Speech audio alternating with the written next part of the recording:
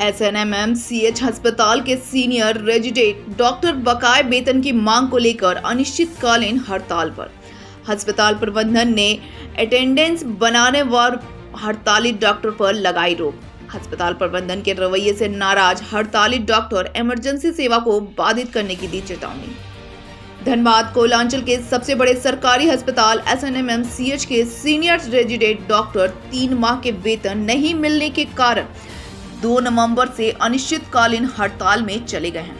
OPD indoor सेवा नहीं दे रहे हैं। आज हड़ताली डॉक्टर अपना अटेंडेंस बनवाने अस्पताल पहुंचने पर अस्पताल प्रबंधन द्वारा अटेंडेंस बनाने से रोक दिया गया। अस्पताल प्रबंधन अटेंडेंस हड़ताल समाप्त करने के शर्त पर उपस्थिति देने की बात कहे। अस्पताल प्रबंधन के रवैये से हड़ताली डॉक्टर में नाराजगी है। वहीं हड़ताल के कारण मरीजों के ओपीडी सेवा इंडोर सेवा पर असर पड़ रहा है। हड़ताल कर रहे डॉक्टर नेहा कुमारी ने कहा, 3 माह से वेतन नहीं मिला है। वेतन नहीं मिलने से उन लोगों की परेशानी बढ़ गई है। सरकार सेवा तो ले रही है लेकिन उसके बदले वेतन नहीं दे रही है। ऐसी परिस्थिति में काम नहीं कर पाएंगे। आज अटेंडेंस बनाने से रोक लगा दिया गया है। अस्पताल प्रबंधन सरकार कोई भी दबाव बनाए वे लोग हड़ताल को बिना वेतन भुगतान के समाप्त नहीं करेंगे।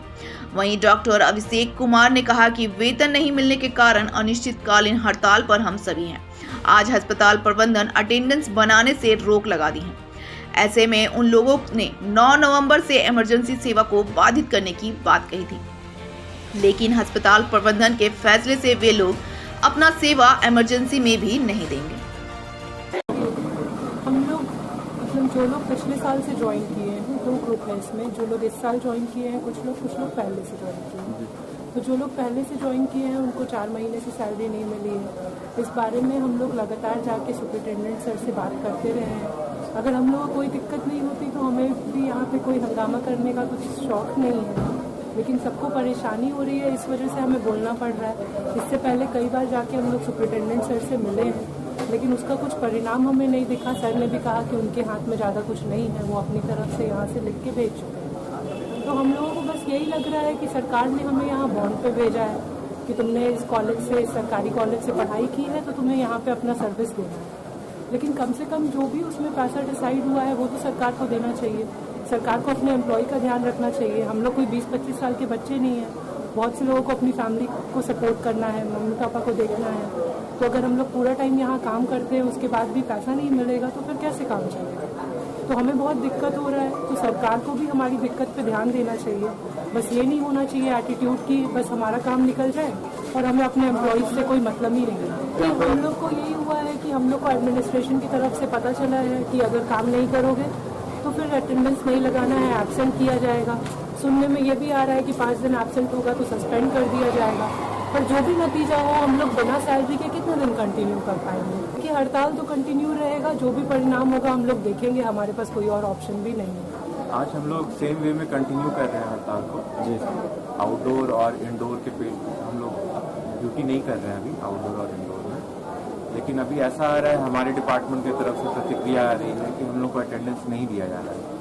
तो हम लोग का अगला स्टेप यही होगा कि अगर अटेंडेंस नहीं मिलेगा तो जैसा हम लोगों ने सोचा था कि 9 तारीख तक इमरजेंसी सर्विसेज हम लोग एज इट इज़ कंटिन्यू करेंगे, लेकिन वो पॉसिबल नहीं लग रहा है। जब अटेंडेंस कटेगा तो हम लोग कल से डिपार्टमेंट नहीं जाएंगे, अटेंडेंस भी नहीं लगाएंगे और इमरजेंसी सर्विसेज भी हम लोगों को बंद करनी पड़ेगी। नहीं, कल तक तो अटेंडेंस बन रहा था, लेकिन आज से अटेंडेंस का इशू हो रहा है हम लोगों के साथ। बहुत सारे डिपार्टमेंट्स में हम लोग के कंसर्न इंचार्ज जो है वो हम लोग को अटेंडेंस देने से मना कर रहे हैं और ऐसा कहा जा रहा है कि लिखित तौर पर हम लोगों को एप्लीकेशन देना पड़ेगा कि हम लोग अगर नहीं इस प्रोटेस्ट में इन्वॉल्व होंगे तभी हम लोग को अटेंडेंस मिलेगा, जो किसी भी तरीके से सही नहीं है। अगर किसी भी सरकारी एम्प्लॉय को 4 महीने तक सैलरी नहीं मिले तो वो क्या करेगा?